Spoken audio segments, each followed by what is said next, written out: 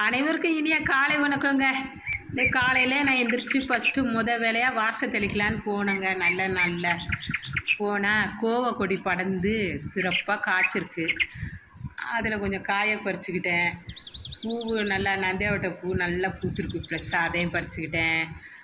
அதுக்கப்புறம் ஒரு செம்பருத்தி பூத்துருந்துச்சு, அதையும் பறிச்சுக்கிட்டேன். இப்போ தான் தளர்ந்து வந்திருக்கு, வெட்டி விட்டேன் மழை காலத்தில். பூ பூத்துருக்கு, அது சாமிக்கு எடுத்துக்கலான்னு எடுத்துக்கிட்டேன். அரளிப்பூ கொஞ்சம் பறிச்சுக்கிட்டேங்க.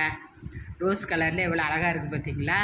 நம்ம கையால் ஃப்ரெஷ்ஷாக சாமிக்கு வைக்கிறது ஒரு தனி சந்தோஷந்தாங்க. எல்லாத்தையும் பறிச்சுக்கிட்டேன். அதுக்கப்புறம் கடைசியாக தாங்க கோலத்தை போட்டேன். வாசலில் தெளித்தேன், கோலத்தை போட்டாச்சு. எனக்கு ரங்கோலி தாங்க எப்போயுமே வரும், அதனால் ரங்கோலியை போட்டேன். எல்லாத்தையும் எடுத்துக்கிட்டு கொஞ்சம் கோவக்கீரையும் பறித்தேன். கொஞ்சம் புதினா தழுத்து இருந்துச்சு, அதையும் பறிச்சுக்கிட்டேன். எல்லாத்தையும் கொண்டு வந்துட்டேன்.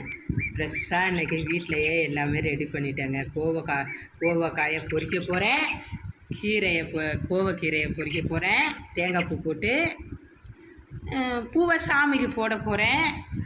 அப்புறம் கொழுக்கட்டை செய்ய மாவரைக்க போகிறேன். உங்களுக்கு கொழுக்கட்டை செய்கிறத அடுத்த வீடியோ நான் போடுறேன், பாருங்கள். கொஞ்சம்